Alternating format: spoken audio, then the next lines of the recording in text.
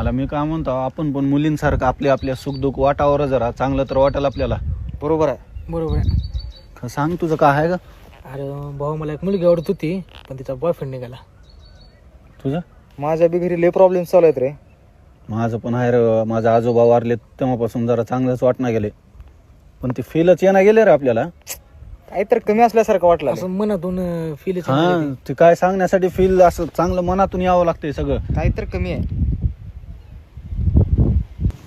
माझा आजोबा लय सपोर्टिव्ह होतं र, का सांगू तुला. सगळं सांगत होतो मी त्याला, लय चांगलं होतं बिचार. तुझं पण काय तर सांगला होतास की घरचं. अरे घरी लय कुठे चालू आहेत, पैसे नाही तर हॉस्पिटलचा खर्च चालू झालाय. तेच म्हणला तो ना, हे असं आपण काय तर शेअर करत राहावं रे एकमेकाला.